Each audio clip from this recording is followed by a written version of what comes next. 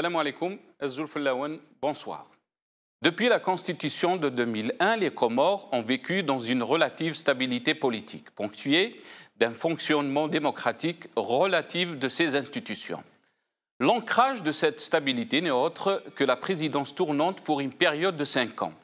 Décidément, la politique est un océan insondable. Un océan, que dis-je, un marécage plutôt, un marécage de boue, un marécage aux pellules des bêtes malfaisantes. Méditez sur le sort du peuple comorien, ce peuple tellement paisible, pacifique, civique, débonnaire, qui fuit la violence, qui n'aime pas le mensonge. Un tel peuple aurait mérité à sa tête les meilleurs dirigeants qui soient. Un tel peuple aurait mérité que ses dirigeants discutent entre eux de façon pacifique et civilisée et non pas en usant de la violence, du mensonge ou de la propagande pour éclipser la vérité et le droit. C'est dont nous allons parler maintenant.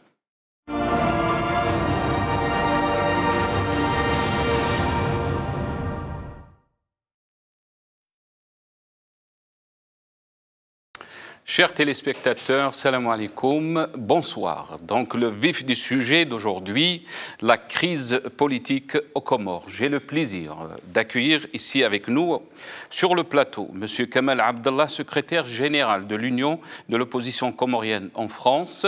M. Kamal Abdallah, merci d'avoir accepté notre invitation. Bonsoir. Bonsoir et merci à vous de m'avoir invité. Assalamu alaikum wa rahmatullah wa barakatuh. Alaykoum salam.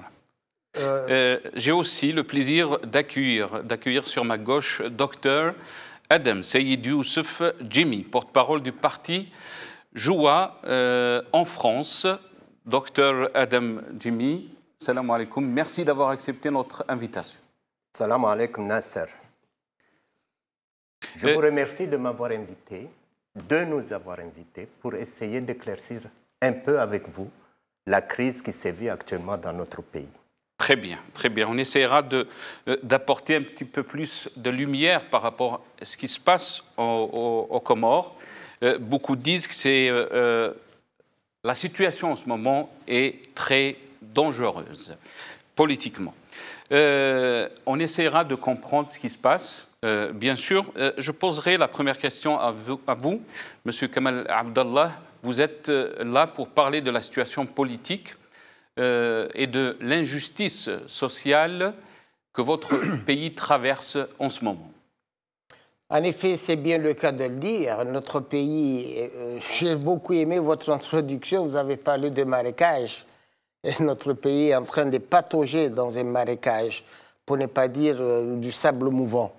Cette situation dure depuis 1 an, depuis la dernière élection présidentielle de 2016, qui a vu l'élection du colonel Azali Assoumani à la tête de l'État comorien. Une élection qui est arrivée avec beaucoup de difficultés, car il a fallu un 3e tour inédit pour départager les 3 candidats qui sont arrivés au 2e tour de l'élection présidentielle. Ça, c'est inédit. Il n'y a jamais de 3e tour dans une élection présidentielle. C'est seulement aux Comores qu'on a vu ça. Mais malgré cela, Azali Assoumani est sorti vainqueur de cette élection grâce à l'apport considérable du parti Joua, que représente ici mon frère Dr Adam Jimi, car le leader de ce parti-là, Ahmed Abdallah Mohamed Sambi, qui est originaire de l'île comorienne d'Anjoua, là où s'est déroulé ce 3e tour partiel, le leader Ahmed Abdallah Mohamed Sambi a pesé de tout son poids pour permettre à l'élection de Azali Assoumani. Très bien. Donc, juste pour éclaircir nos téléspectateurs, Azali Assoumani, c'est l'actuel président. C'est l'actuel président qui est élu pour 5 ans. Très, très bien. Il est élu en 2016 jusqu'en 2021, logiquement. Très bien. On a une petite vidéo qui explique un peu la situation en ce moment aux Comores. Après, on reprendra donc notre discussion après. On va essayer de voir la première vidéo. Donc, elle explique un peu la situation dans le Comores. Et j'ai dit dans mon intro que la situation est très difficile politiquement. On essaie de voir cette vidéo et on reviendra.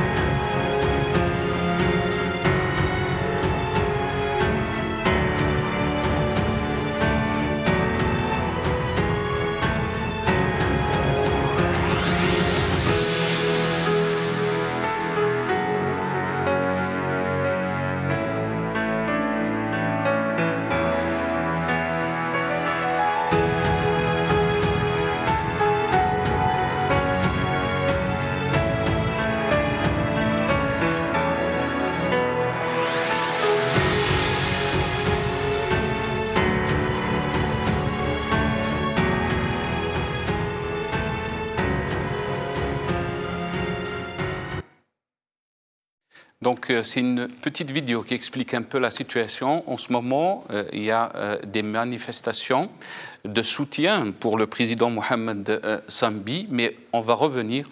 Pourquoi donc ce différend politique, pourquoi cette crise politique, pourquoi cette situation dangereuse? Est-ce que la source de cette crise, c'est le changement qui a été voulu par le président Azali Assoumani de changer la Constitution et de lui donner la chance ou de briguer un deuxième mandat? Oui, tout à fait. C'est bien la genèse de la crise actuelle. Il n'a jamais été question, le président Azali, durant toute sa campagne, n'a jamais parlé de changer la Constitution du pays. C'est une idée qu'il avait certainement derrière la tête, mais il s'en est bien gardé d'en faire allusion durant la campagne. C'est après une année de pouvoir, pendant laquelle il a gouverné avec l'Alliance républicaine. Au terme de 12 mois, il s'en est séparé de l'Alliance républicaine. Il a confisqué tous les pouvoirs, il a mis en place une équipe à lui. Et c'est à partir de là qu'il a dévoilé ses intentions de vouloir se maintenir au pouvoir en modifiant la Constitution, alors que le Comore a signé la Charte universelle de l'Union africaine qui interdit tout chef d'État en exercice de tripatouiller la Constitution pour se maintenir au pouvoir. Une charte d'ailleurs que Azali Assoumani, dès son arrivée au pouvoir, a approuvée. Et nous l'avons paraphé, cette charte-là. Très bien. Je reviens à notre deuxième invité, donc Dr Adam Jimi. Vous êtes porte-parole du parti Joua, donc le parti de Mohamed Sambi. Vous êtes le porte-parole ici en France. Mais Mohamed Sambi, en ce moment, il est en résidence surveillée, accusé de l'affaire des fameux passeports. Donc, juste un petit résumé par rapport à cette affaire de passeport. Vous savez, cette affaire de passeport, la vidéo que vous nous avez fait passer là, l'a très bien montré. La vidéo montre quoi? Parce qu'on cherche à vouloir faire des boucs émissaires sur cette affaire de passeport. Quel est le bouc émissaire? C'est le président Sambi qui est victime de sa popularité. Vous l'avez bien vu. Là, il est victime de sa popularité, bien accueilli, qui a été bien accueilli à son arrivée après 6 mois d'absence du pays. Et le premier vendredi qu'il a prêché, qu'il a fait une sortie du premier vendredi de son séjour au Comores, ça lui a valu aussi une indexation comme quoi il veut se porter comme un président de la République à la place du président actuel. Très bien. On veut juste donner un petit peu de détails, un petit peu plus de détails par rapport donc, à cette affaire de passeport. Ça veut dire quoi l'affaire de passeport? Est-ce qu'il y a eu donc, des ventes de passeports comoriens à d'autres pays? Juste pour que nos téléspectateurs comprennent donc c'est quoi cette affaire? Cette affaire, bon, brièvement, je vais vous le dire brièvement. Le président Sambi, quand il est arrivé au pouvoir, il a su que les ex-présidents ou les ex-régimes vendaient des passeports aux Bédouins, c'est-à-dire aux Bédouins de Koweït et des Émirats arabes unis. Ceux qui n'avaient pas la nationalité dans ces deux pays. Dans ces deux pays. Très bien. Voilà. Donc, lui, quand on lui a dit ça, comme quoi ces gens-là veulent continuer à acheter les passeports comoriens, il a dit que, voilà, moi, je veux que cet argent bénéficie à notre pays. Et il a dit, attendez-moi d'abord, je vais faire une loi pour ça. Parce que ses prédécesseurs les vendaient, mais il n'y avait pas de loi, ce n'était pas réglementé. Donc, lui, il est venu, il a fait adopter une loi. Cette loi-là permettait à la vente de passeports d'une façon transparente. Qu'est-ce qui s'est passé? Peut-être qu'il y a eu des réseaux parallèles après, mais on le dit que lui, il a donné, mais on reviendra sur l'affaire. Hein. Très bien. Oui. On reviendra sur l'affaire parce que je pense que ce n'est pas, on est sur le côté politique, mais pas sur l'affaire. Donc le gouvernement actuel veut tenir un hameçon pour essayer de le camoufler politiquement pour qu'il ne prenne pas part aux futures échéances ou bien à la vie politique comorienne, vu qu'il est très populaire. Très bien. Donc il y a une enquête parlementaire qui a été faite et l'enquête parlementaire dit que peut-être M. Mohamed Sambi était impliqué dans cette affaire. C'est pour ça qu'il est en résidence surveillée. Mais j'aimerais peut-être vous donner la parole pour donner un petit peu plus de détails par rapport à cette affaire. Mais on va entendre avant tout l'avocat de l'ex-président Mohamed Sambi, Gilles Halimi. On l'entend et on revient à vous. Gilles Halimi, avocat au barreau de Paris. Je suis venu à Moroni pour assister Monsieur le Président Sambi dans le cadre d'une demande de suspension et de levée de la mesure d'assignation en résidence qui lui a été notifiée et pour des troubles à l'ordre public. Monsieur le Président Sambi conteste totalement cette accusation et demande cette levée qui est contraire à l'article 7 de la Constitution des Comores, dans la mesure où toute personne justement peut circuler librement et aucune autorité justement ne peut restreindre cette liberté. Le président Sambi se voit justement agressé par le fait qu'il s'est opposé à la modification de la Constitution qui est projetée. Il se voit opposé justement à la suppression du Conseil constitutionnel au profit du Conseil de la Cour suprême, et le président Sambi, justement, intervient à un moment crucial où, en fait, à partir du moment où on envisage des élections, à partir du moment où on envisage une élection présidentielle et un référendum populaire, eh bien, il est crucial, justement, qu'il y ait une Cour constitutionnelle qui serve d'arbitre. C'est comme si, justement, le président de l'Union de ce pays voulait jouer le match sans avoir d'arbitre. Donc c'est quelque chose qui n'est pas possible, et le fait de manifester une opposition dans le respect et dans la légalité du droit, eh bien, est tout à fait possible de la part du président Sambi. Donc c'est la raison pour laquelle demain, avec mon confrère Mahamoud, nous allons au tribunal administratif de Moroni pour demander la levée de la suspension qui frappe Monsieur le Président Sambi. Très bien. Je reviens, je vous donnerai la parole, Monsieur Kamel. Avant tout, à vous la parole, docteur Adam. Est-ce que vous pensez que cette affaire a des motivations politiques? Oui, il est au service des règlements de compte politiques, on peut le dire. Parce que si vous avez bien entendu l'avocat, là, il n'y a pas d'affaire de passeport. La mise en résidence surveillée, ce n'est pas parce que ça ne rentre pas dans le compte de l'affaire des passeports. Ça, c'est seulement dû à ce que je vous ai dit là préalablement. C'est dû à ce que Sambi est très populaire. Et Sambi a demandé politiquement qu'il n'y ait pas de référendum sans la mise en place de la Cour constitutionnelle. Référendum par rapport au changement de la Constitution. De la Constitution, voilà, qui doit se tenir le 30 juillet prochain. Et la campagne a été ouverte depuis il y a une semaine, le 29. Voilà. Donc, du coup, c'est que ces deux affaires sont distinctes. La mise en résidence surveillée n'est autre chose qu'un règlement de compte politique. Je peux dire un règlement de compte politique. Il n'y a que ça qui peut expliquer la mise en résidence surveillée. Pourquoi je vous dis ça, M. Nasser? Je vous dis ça parce que, comme il a bien dit, M. Halimi, la cause où ils ont pris comme prétexte que Sambi se comporte comme un président bis.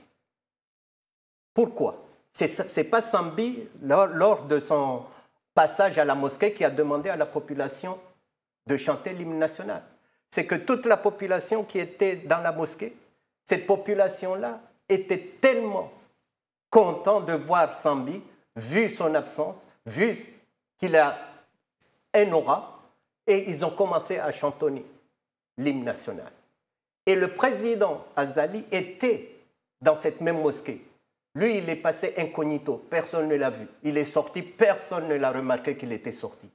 Mais voyant ça, c'est humain, hein, je peux le comprendre. Voyant ça, que Sambi, qui n'est pas président, lui qui est président, on n'a pas chanté l'hymne national, mais Sambi qui n'est pas président, on chante l'hymne national. Bien sûr, qu'en étant humain, ça peut le rendre un peu furieux. Pas un peu, beaucoup plus. Parce qu'on a vu ce qui s'en suivit. S'en suivit quoi? C'est qu'ils se sont vite repliés à Bati Salam, ça c'est le palais présidentiel. 3 personnes, que je ne peux pas les citer là, ont pris la décision, donc il faut le coffrer parce qu'il va nous mettre dans des problèmes très sérieux. Très Et bien. à ce moment-là, qu'ils sont partis au ministère de l'Intérieur avec un document préétabli, ils ont fait signer, d'ailleurs l'avocat l'a dit lui-même, ils ont fait signer au secrétaire général du ministère de l'Intérieur l'assignation à résidence surveillée. Très bien. Voilà. Je reviens à vous, Kamal Abdallah. Oui. Donc, vous êtes secrétaire général de l'Union de l'opposition. Est-ce que vous pensez que ces accusations sont motivées politiquement? Alors, dans cette affaire, il y a deux volets qu'il faut distinguer. Dans la mesure où le président Sambi s'est prononcé contre la révision de la Constitution, il l'a dit dès qu'il est arrivé à Moroni, après 6 mois d'absence, il a fait une déclaration pour dire qu'il s'opposait à la révision de la Constitution dans l'état actuel des choses. C'est-à-dire, en absence, il ne conteste pas le droit au président de modifier la Constitution s'il le souhaite. Il a tout à fait le droit. La Constitution elle-même l'autorise. Mais il a mis aux arrêts toutes les institutions qui permettent justement la réalisation de cette modification de la Constitution. D'ailleurs, il ne s'agit pas d'une modification, il s'agit carrément d'un changement de Constitution. Il a mis aux arrêts la Cour constitutionnelle, qui est l'arbitre électoral. Il a donné les prérogatives de la Cour à la Cour suprême, qui n'a pas vocation à jouer le rôle d'arbitre électoral, qui est d'ailleurs la Cour suprême, elle est monogame. Et les membres sont désignés uniquement par le président de la République. Donc c'est une Cour suprême qui est acquise. Et la Cour constitutionnelle, elle aurait pu fonctionner, mais elle a été paralysée exprès par le pouvoir, car le pouvoir craignait que la Cour constitutionnelle n'accède pas à sa requête. Donc, pour cette raison, pour cette première raison, Sambi a été confiné à résidence pour l'empêcher de continuer de parler. Et comme on a constaté son aura, comme on a constaté sa popularité, et pourtant, je vais vous préciser une chose, c'est qu'Ahmed Abdallah Mohamed Sambi n'a fait qu'un mandat de 5 ans. Azali en a fait 2. En totalisant les 2 mandats d'Azali, il en a passé au moins 12 ans au pouvoir. Alors je ne comprends pas comment Ahmed Abdallah Sambi en 5 ans est devenu plus populaire qu'Azali en 12 ans. Ça veut dire que le bilan de 12 ans d'Azali est une catastrophe. Et que le bilan de 5 ans de Ahmed Abdallah Sambi est un bilan qui est honoré par le peuple comorien. Le deuxième aspect de cette affaire, c'est qu'on cherche à éliminer un adversaire très populaire. Très populaire. Ahmed Abdallah Sambi est très populaire. Et donc, il avait l'intention de se présenter pour les... En 2021, c'est son droit le plus absolu. C'est une élection tournante. Donc 2021, il est originaire de l'île d'Anjouan. Donc logiquement, il est candidat à la candidature dans l'île d'Anjouan en 2021. Donc on a cherché à tout prix à l'écarter de la course présidentielle prochaine. Alors on a fomenté cette question des passeports. D'ailleurs, la commission parlementaire qui a été chargée de cette enquête a été composée de 5 membres. 3 de ces 5 membres ont contesté l'authenticité du rapport qui a été vulgarisé.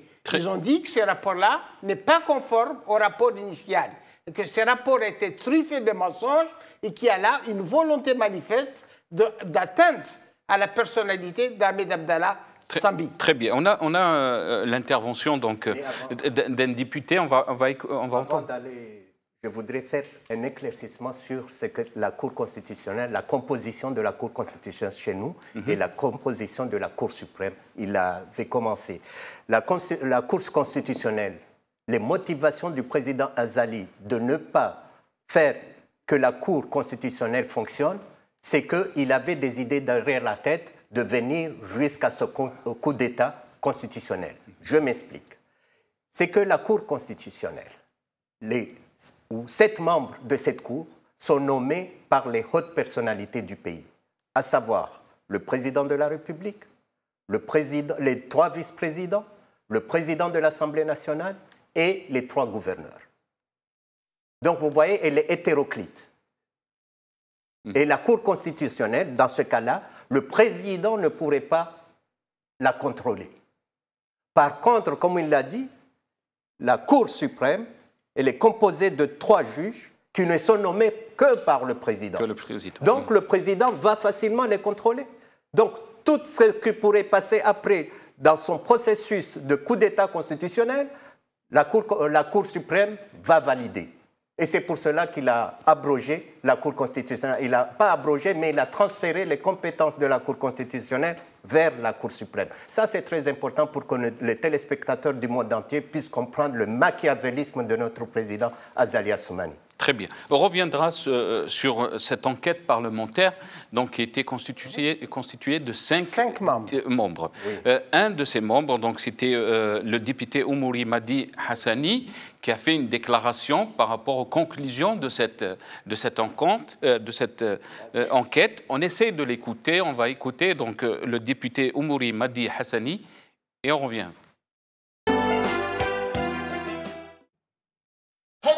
Avancé. Armé rapport 1000, manette qu'on a parti à Yazi. On a avancé, j'ai les preuves derrière. Qu'est-ce qu'il a dans le rapport? Il y a un responsable, il y a un responsable, il y a un nombre de passeports, il y a un Sambi ou imprimé. Il y a un responsable, il y a un nombre de passeports, il y a un imprimé. Il y a un responsable, il y a un nombre de passeports, il y a un Zali imprimé. Il y a un responsable. Abi responsable hena pesa na beko midanja katia kilili ya chunjia, katia sambia ko midanja ya chunjia, ou katia zala ko midanja chunjia. Abi responsable, j'ai les preuves derrière. Je décret sambia signé. Les passeports à loi 4 sambia, tu as des chiffres chez différence 202 passeports. 202 passeports de différence. Aniwa imprimé zinji, rien ne décret signé. 202 passeports. Armé zekilili. Après entre les décrets et ce qui est imprimé, différence 5700.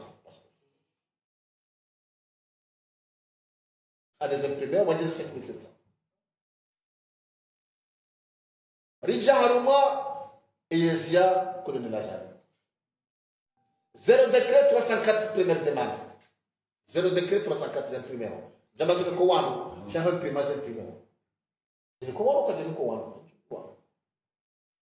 Renouvellement 15 700 en l'espace entre le 1er juin et le 18 octobre 2017. 1er juin 2016, 18 octobre 2017. Donc ça, c'est le député Oumouri Madi Hassani. Donc il dénonce les conclusions de ce rapport. Tout à fait. Tout à fait, et il a tout à fait raison. Voyez-vous, dans cette affaire, le comble du malheur, c'est que le seul qui a essayé de mettre un peu de transparence dans cette affaire, c'est-à-dire le président Ahmed Abdallah Sambi, qui a voulu qu'il y ait une loi qui encadre ces pratiques, des pratiques qui durent depuis l'indépendance des Comores, depuis 1975. Cette pratique existait. Mais tout cela se passait sous table. C'est-à-dire que c'était des trafics qui étaient tout à fait camouflés. Et le président Ahmed Abdallah Sambi a dit non, non, non, il n'est pas question de continuer comme ça. Non seulement il doit y avoir une traçabilité sur cette affaire, on doit voir l'origine et on doit voir la finalité de cette affaire. Et on doit pouvoir aussi identifier l'argent, où part l'argent, où atterrit l'argent. Ça, c'est le travail qui a été fait par Ahmed Abdallah Sambi. Pensez-vous que c'est un homme qui avait l'intention de malversation? Il aurait pu continuer comme ses prédécesseurs, c'est-à-dire continuer à pratiquer la même pratique qu'Azali a fait pendant 12 ans. Parce qu'Azali, il oublie peut-être qu'il était au pouvoir avant Sambi. Pourquoi Azali, pendant les assises nationales, n'a pas voulu qu'on fasse les bilans des 42 ans d'indépendance? Il a voulu tout simplement qu'on fasse les 10 dernières années, c'est-à-dire les 5 années de Sambi et les 5 années de Kilil, comme si le pays avait pris naissance pendant ces périodes-là. Non, l'indépendance des Comores remonte de 1975. Si on avait fait le bilan de 1975 à 2015, on se serait aperçu des malversations qui ont été commises pendant la période d'Azali, et Azali serait épinglé. Donc, il a fait exprès de détourner les assises, de mettre une main mise sur les assises, de vouloir absolument les contrôler de bout en bout pour qu'ils ne soient pas mis en cause, mais que ces assises mettent en cause uniquement Ahmed Abdallah Sambi avec un rapport truqué, truffé, faux, archi-faux qui ne s'appuie sur aucune vérité, uniquement pour pouvoir nuire le président Ahmed Abdallah Sambi, et c'est ce qui se passe aujourd'hui.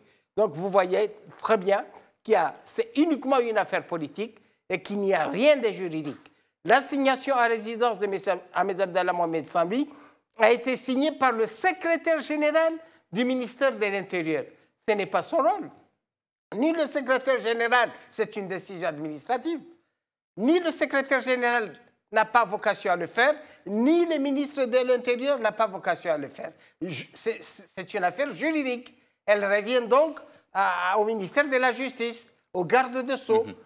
Donc il y a là déjà un dysfonctionnement au niveau de son assignation à résidence. Très bien. On revient un peu sur le... Est-ce que vous pensez, docteur Adem, qu'il y a des pays tiers qui tirent les ficelles de cette crise comorienne? Je ne peux pas me permettre, puisque je n'ai pas des éléments qui concordent à ce que vous venez de dire. C'est que je peux dire comme quoi les Comores ont toujours suscité une certaine convoitise, parce que ce sont les îles de la Lune qui sont au niveau du canal de Mozambique. Dans l'histoire, nous enseigne que les pirates s'intéressaient, les pirates de l'époque, c'est le Vasco de Gama, Magellan, passé par là, et s'intéressaient, il y a même des tombeaux des Portugais dans notre pays. Donc ils s'intéressaient au pays. Mais maintenant que dans la stratégie géopolitique actuelle, je peux dire que beaucoup de pays peuvent s'intéresser aux Comores. Vous voyez dans la région, vous avez vu le petit pays comme Djibouti, comment il attire les grandes puissances. Il y a même des bases militaires des Américains, même des Chinois qui ont leur première base militaire en dehors de la Chine, qui est basée à... Donc je peux effectivement dire qu'il peut y avoir des pays tiers qui s'intéressent aux Comores, mais lesquels, je ne sais pas. Par contre, dans cette affaire qui nous intéresse actuellement, c'est-à-dire la crise dans mon pays, j'ai vu un balai de beaucoup de ministres des Affaires étrangères arabes qui se sont intéressés aux Comores. Il y a eu le ministre des Affaires étrangères des Émiratis qui était là-bas il n'y a même pas 10 jours. Il y a eu le ministre de l'Intérieur, le prince héritier de l'Arabie Saoudite, qui était là-bas il n'y a même pas 3 jours. Donc, lui, il a fait une escale de 3 heures, alors que le ministre de Dubaï, il a fait une escale d'une journée entière. Donc, je ne sais pas. Et en plus, il ne faut pas oublier, parce qu'on a le problème aussi de Mayotte. Mayotte. Laquelle Mayotte? Chez nous, on parle de la mer Méditerranée qu'il y a des morts. Mais chez nous, c'est 30 personnes qui meurent, qui veulent immigrer, qui veulent aller à Mayotte. Ils veulent aller pourquoi? Ils veulent y aller parce qu'il y a la crise économique aux Comores. C'est-à-dire, pour eux, Mayotte, c'est l'Eldorado, car Mayotte, c'est un département français, bien que c'est une île comorienne qui est comorienne par le droit international. Nous le revendiquons. Mais elle est sous administration française et la France l'a érigée en département. Donc le niveau de vie est un peu élevé et ça suscite beaucoup de convoitises de la part de salaires comoriens qui n'est même pas de 100 € par mois. Donc alors que là-bas, il y a 1200 € par mois à aller chercher. Donc du coup, je peux vous dire aussi que si nous allons vers une crise actuelle aux Comores, certes, il n'y a pas eu de mort, comme a dit le ministre des Affaires étrangères comorien récemment. On va peut-être revenir sur cet aspect-là de la diplomatie, comme il l'a dit, qu'il n'y a pas eu de mort. Mais qu'attendez-vous, monsieur Azali, monsieur le président Azali, qu'il y ait des morts pour qu'on puisse faire quelque chose pour le pays? Non. Le pays n'a jamais connu de mort. Mais si le président Azali Assoumani persiste dans sa politique de vouloir à tout prix faire un référendum sans le rétablissement de la Cour constitutionnelle, je pense qu'on va vers un conflit qui je ne peux pas mesurer l'ampleur, mais on ira vers un conflit. Car l'ensemble des Comoriens, la majorité des Comoriens ne veulent pas de ce référendum. Mais lui, il essaie de faire passer parce qu'il n'y a pas eu de troubles ni quoi que ce soit, alors que vous avez vu la vidéo que vous avez passée avant. Ça, c'est quoi? Ce n'est pas des manifestations? C'est des manifestations et vous avez vu qu'il les a réprimées? Ce sont des militaires. Donc on attend qu'il y ait des morts? Si, il y a des manifestations aux Comores et peut-être qu'il y aura des morts. Et juste pour le rappeler aussi que Azali Assoumani était ancien militaire, était ancien colonel. Oui, oui. On revient sur, si on peut dire aussi, comment dénouer cette crise, comment on peut arriver à essayer de trouver des solutions et comment la société civile s'organise en ce moment pour faire face à cette crise politique. Oui, je vais venir répondre à votre question, bien évidemment, mais par rapport à l'exposé qui a été fait par monsieur le docteur Adam Jimmy, il a parlé de 39 morts. C'est 39 morts par jour dans le bras de mer qui sépare Anjouan à Mayotte. 39 morts par jour, c'est-à-dire qu'on est à 10 900 morts par an. 39 morts par jour. Par jour. Donc 10 900 morts par an, vous vous rendez compte? C'est le plus grand cimetière à ciel ouvert dans les régions de l'océan Indien.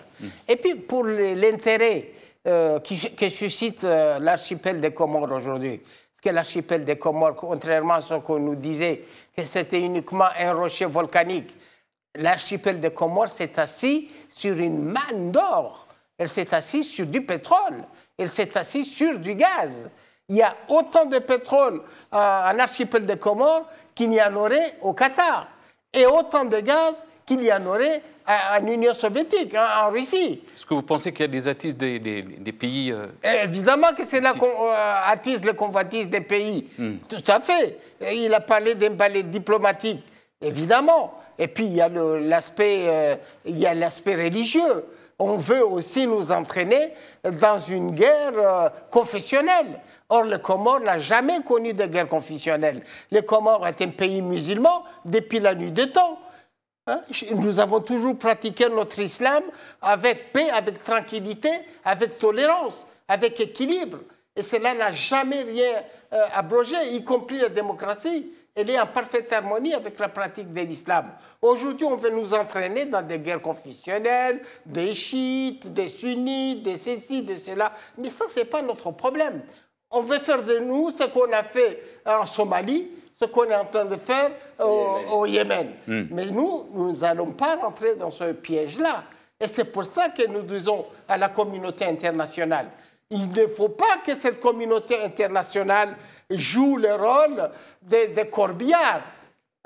Il ne faut pas que cette communauté internationale attende qu'il y ait des cadavres dans la rue pour intervenir.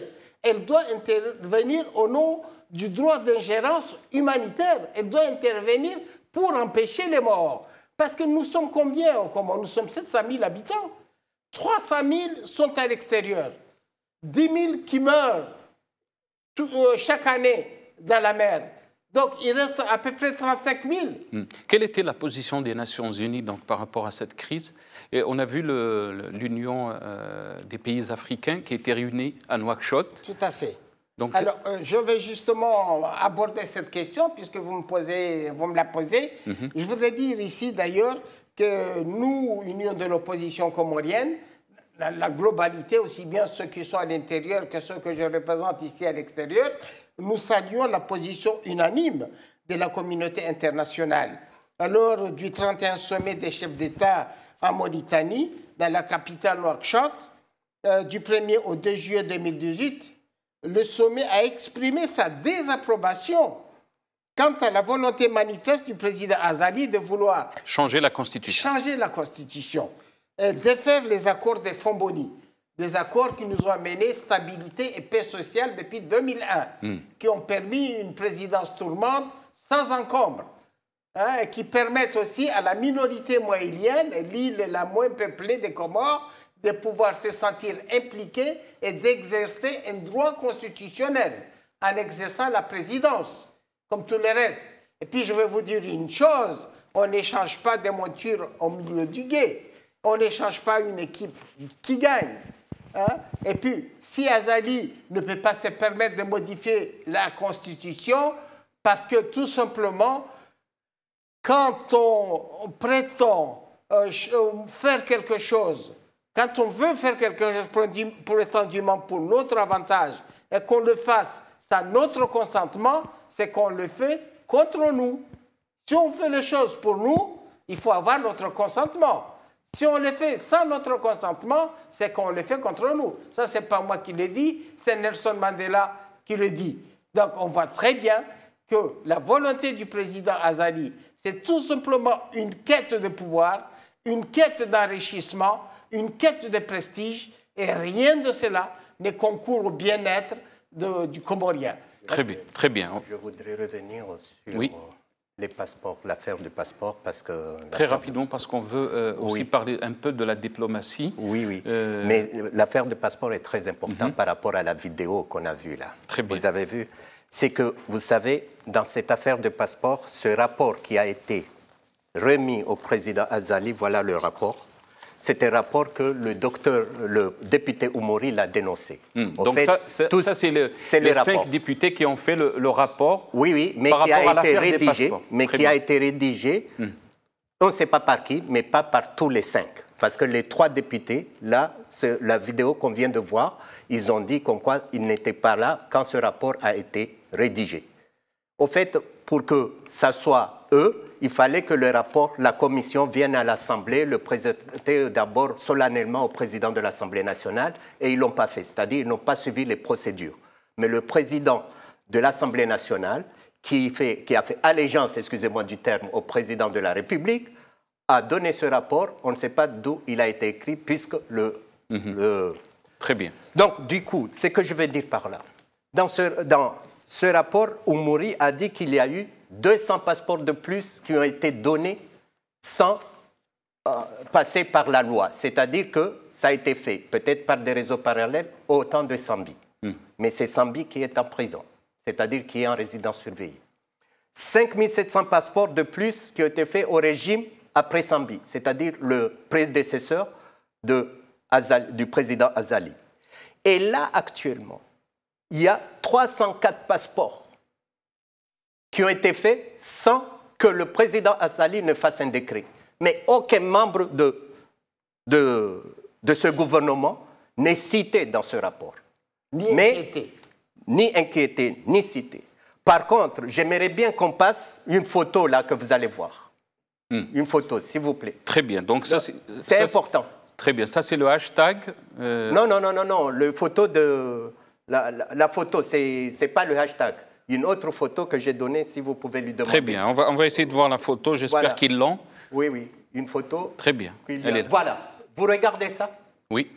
Ça, c'est un document, une convention qui a été signée par le ministre de l'Intérieur du président qui était prédécesseur du gouvernement actuel, c'est-à-dire l'ancien régime. Et ce ministre de l'Intérieur, qui s'appelle Houmadim Sedié, si les gens peuvent voir, il a signé ce document pour vendre 1500 passeports. Et il a délégué, non seulement ça, mais il a délégué à une société qui s'appelle l'ICA. Il n'a pas été inquiété dans cette... Pas du tout. Au contraire, il va, à chaque fois que le président Azali Assoumani se déplace, ce ministre-là est à côté de lui, à droite. Un ancien. Là, c'est un ancien ministre. Et il est à côté, pourquoi? Parce qu'il a apporté son soutien au président Azali. Il n'est pas inquiété du tout, alors qu'il fait... Ce qu'on reproche à Sambi, d'avoir délégué la vente de passeports à une société d'origine étrangère de M. Bachar Kiwani, c'est ce qu'a fait le même ministre Houmadim Sedié avec la société Lika. C'est la même délégation. Et maintenant, on veut accuser le président Sambi de ce mot-là, d'avoir trahi la nation parce qu'il a délégué une affaire d'État à une société étrangère. Qu'en dit-on de celui-ci? Vous voyez, c'est une mascarade, c'est ce que je vous avais dit, c'est un règlement de compte qui n'a rien à voir avec une paisible affaire, mais qui est là, on a relevé cette affaire, on a fait un faux rapport pour essayer d'inculper ça. Dans ce rapport-là, M. Nasser, vous ne trouverez rien qui puisse accuser Sambi, comme quoi il a volé de l'argent. Rien. Vous ne trouverez rien. Seulement, ils ont écrit des allégations, des fausses allégations, des États tiers, c'est-à-dire les Émirats arabes unis, qu'ils ont corrompu le président Sambi pour pouvoir les vendre les passeports qu'ils ont donnés 105 millions de dollars. Et c'est pour cela que je pense le ministre des Affaires étrangères des Émiratis était aux Comores pour dire au gouvernement comme quoi vous nous avez accusés, comme quoi nous sommes des corrupteurs alors que nous n'en sommes pas un. On n'a jamais corrompu le président Sambi. Voilà ce que je voulais ajouter. Très bien. Est-ce que vous avez déposé une plainte à l'échelle internationale contre la décision donc, de placer Sambi sous résidence surveillée? Non, parce que c'est une affaire comoro-comorienne. La plainte, on n'a pas déposé plainte, mais il y a des avocats locaux, des avocats internationaux qui viennent pour l'aider à se départir de ce trifouillage judiciaire, parce que je l'appelle un trifouillage judiciaire. Très bien. Donc, on aimerait bien voir un peu comment la situation peut se développer. Et on parle d'une situation peut-être très dangereuse si on laisse les choses comme ça, si on n'arrive pas à une vraie solution. Et je précise, politique. Tout à fait. Et d'ailleurs, les recommandations de l'Organisation de l'Unité africaine est qu'on s'assoie autour d'une table pour trouver une solution négociée et que ce référendum n'a pas raison d'être dans la mesure qu'il ne récolte pas le consensus national. Et la Commission de l'océan Indien également a appuyé cette position de l'unité africaine. Et l'Organisation des Nations Unies également, la France également. Vous avez parlé de la France, oui. de l'influence de la France, oui, tout à surtout fait. Par rapport à la Mayotte. Parce qu'on sait très bien, si les choses se compliquent, se développent et vont dans une impasse, on peut avoir des marées de réfugiés. Tout à fait. Aujourd'hui, on parle de 10 000 morts, là, dans l'état actuel des choses. Hein? Imaginez si cette crise persiste. Combien il va y avoir de morts? La France va-t-elle assister sur le bord des rivages, regarder les Comoriens venir mourir sur Mayotte, ce grand pays, le pays des droits de l'homme, le pays des Lumières, le pays de Victor Hugo, de Molière? Il va rester un spectateur passif et observer ça alors qu'il condamne. Nous avons vu le président Macron s'en prendre au ministre de l'Intérieur italien pour l'histoire du navire qui voguait dans les océans et qu'on refusait le quai. Est-ce que cela peut être valable en Europe et ne pas l'être aux Comores? Je crois que si ce drame persiste, la France, de toute façon, ne peut pas tirer son épingle du jeu. La France risque de se trouver au banc des accusés. Parce que la politique d'Azali, elle peut avoir des conséquences qui vont déteindre, qui vont éclabousser l'aura et le prestige de la France si la France n'intervient pas pour arrêter cette folie meurtrière qui gouverne la présidence d'Azali. Très bien. L'intervention, je peux ajouter à mon ami et cher camarade Kamal Abdallah, c'est que nous n'attendons pas une intervention coercitive de la France. Attendons-nous bien. C'est-à-dire, on aimerait en tant que puissance coloniale. Régionale. Et régionale. Coloniale et régionale. Que la France nous aide à faire revenir le président Azali. Parce que l'union de l'opposition, et nous, le Parti Joua qui faisons partie de l'union de l'opposition, nous ne redemandons qu'une seule chose. Une seule revendication. C'est que, puisque, selon la Constitution de 2001 révisée en 2009, le président Azali peut changer, modifier ou toiletter la Constitution. Il peut le faire. Personne ne lit ce droit-là. Par contre, il ne doit le faire qu'en suivant les procédures constitutionnelles. C'est-à-dire que le juge électoral qui est la Cour constitutionnelle soit rétabli. Qu'on revienne à une situation normale. Parce qu'il utilise en ce moment un article de la Constitution de 2001, qui est l'article 12.3, qu'on dit ça, c'est des mesures exceptionnelles dans une situation exceptionnelle. Où est-ce que vous avez déjà vu qu'on fasse des élections dans une situation exceptionnelle? Donc les Comores sont à part du droit universel. On n'a jamais vu ça. Qu'on puisse faire fonctionner un État comme ça dans une situation exceptionnelle. D'ores et déjà, il a aussi imbriqué la Constitution, c'est-à-dire aller outre des droits constitutionnels, parce que pour pouvoir convoquer le collège électoral, il faut 3 mois dans la Constitution. Il ne les a pas respectés. Alors qu'il nous reste, pour l'élection, il nous reste que 1 mois, même quelques jours. Mais il faut 3 mois pour convoquer le collège électoral. Il n'a pas respecté ça. Il faut encore une deuxième condition, c'est-à-dire publier la liste électorale. Il ne l'a pas. Il ne l'a pas fait. Et il faut montrer la Constitution elle-même. Et la Constitution, M. Nasser, je vais terminer par là, ce n'est pas un toilettage. Il n'y a aucun article de cette Constitution qui se retrouve dans l'ancienne Constitution de 2001. Et donc ce n'est pas un toilettage. C'est carrément une nouvelle Constitution que j'appelle une nouvelle République. Donc on nous amène dans une nouvelle République, laquelle toute la majorité des Comoriens, surtout les Comoriens de l'île d'Anjouan, les Comoriens de l'île de Moélie qui attendent leur tour pour avoir la présidence, ont rejeté cette Constitution. Très bien. Il ne nous reste pas beaucoup de temps. J'aimerais vous donner 2 minutes chacun.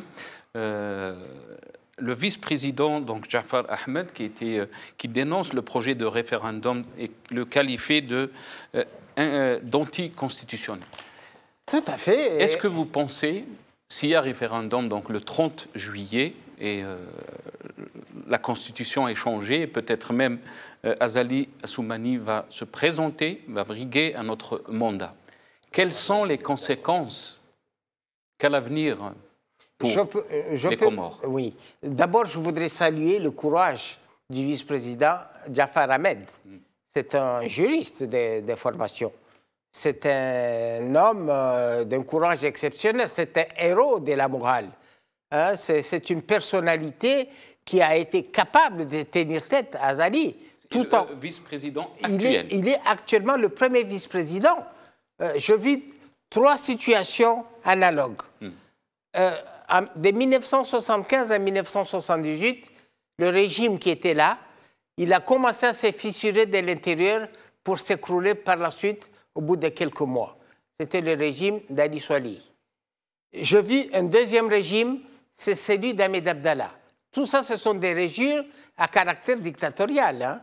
Le régime d'Ahmed Abdallah, de 1978 à 1999, qui a duré 14 ans donc, il a commencé également à se fissurer à l'intérieur pour s'écrouler comme un château de cartes. Parce que ce sont les mercenaires qui étaient les têtes de pont, les accoudoirs de ce régime-là, qui ont tué le président Abdallah et provoqué la chute du régime. Eh bien, aujourd'hui, nous sommes en train, dans une autre forme de dictature, de revivre le même scénario. C'est-à-dire que le vice-président Jafar, qui était un élément clé du régime, est en train de contribuer à la démolition parce qu'il a dit la vérité, il a eu l'honnêteté intellectuelle et l'honnêteté morale de dire au président Azali que cela n'est pas concevable, que cette pratique est anticonstitutionnelle et qu'il marche sur la constitution du pays et lui, en tant que juriste, il ne peut ni accepter, ni tolérer, ni valider. Et je peux vous assurer, M. Nasser, qu'il n'y aura pas de référendum. Les Comoriens n'en veulent pas de ce référendum. On ne peut pas réformer un pays contre la volonté populaire. Ça, c'est du jamais vu. On ne peut pas. Donc, ce référendum n'aura pas lieu. Les Comoriens prendront toutes les dispositions nécessaires pour empêcher. Et nous comptons sur la communauté internationale pour nous aider à éviter le pire. Parce que, comme l'a dit le docteur Adam Jimmy, si cette situation persiste, je ne vois pas comment on peut éviter l'affrontement. Très bien. Et d'ailleurs, des images que vous avez très bien, ici, oui. On va essayer juste d'entendre dans une petite vidéo qu'on a le vice-président, donc Jafar Ahmed, l'actuel vice-président, donnera après la parole à Adam Jimmy. Je pense que... On me dit qu'on n'a pas encore la vidéo, mais je vous donne la parole très rapidement, espérons que la vidéo va être prête. Je vous donne la parole, Ahmed Jimmy. Donc, la même question, quelle sortie pour votre pays dans cette crise s'il y a référendum et changement de constitution? La sortie du pays de cette crise actuelle repose sur 2 choses. D'abord, la légalité constitutionnelle. C'est seulement ça. Deuxièmement, qu'il y ait une justice libre et transparente. Ahmed Abdallah Sambi n'a jamais renié à affronter la justice. mais il veut une justice qui est libre, qui n'est pas instrumentalisée. Parce que lui aussi, il a envie de savoir ce qu'est devenu la rente de ses passeports. Il a envie de savoir lui aussi, parce qu'il est parti sans savoir. C'est-à-dire qu'il a quitté la présidence sans savoir. Il a envie de savoir. Et c'était une opportunité pour lui. Pour lui. Et il était fier, parce que je l'ai vu ici à Paris, il était fier de rentrer aux Comores pour affronter la justice. Mais malheureusement, le régime actuel utilise cette affaire pour essayer de l'éliminer politiquement, et ce n'est qu'une mascarade, ce n'est qu'un service de règlement de compte du pouvoir actuel pour essayer d'éliminer Sambi. Donc les deux points que je vous ai dit, c'est la légalité constitutionnelle, et le deuxièmement, c'est une justice libre et transparente. Et j'ajoute que franchement pour moi, le vice-président Jaafar est l'un des héros de cette communauté africaine. Parce que c'est le premier du genre en Afrique qui a osé dire non à un président en exercice en Afrique. Ça, il n'y a pas eu. Chez nous, il y a eu des précédents, ça c'est sûr. Mais lui, Jaafar, je dis qu'il est héros. C'est un héros parce qu'il a osé dire au président que ce que vous faites, ce n'est pas vraiment dans l'ordre de la Constitution. Merci, merci à mes invités, merci à vous, Adem Saïd Jimi. Je vous remercie beaucoup pour votre témoignage par rapport à votre pays, à la crise aux Comores. Merci. Kamal Abdallah, vous êtes secrétaire général de l'Union de l'opposition comorienne en France. Dr Adem Saïd Youssouf Jimi, porte-parole du parti Jouma en France. Joua. J'espère qu'on a apporté un petit peu plus de lumière sur la situation aux Comores. Bien sûr, on espère à nos frères comoriens de trouver la solution par rapport à cette crise qui les touche. On est arrivé à la fin de ce programme. Merci d'être avec nous, chers téléspectateurs. Salam alaikum. Merci.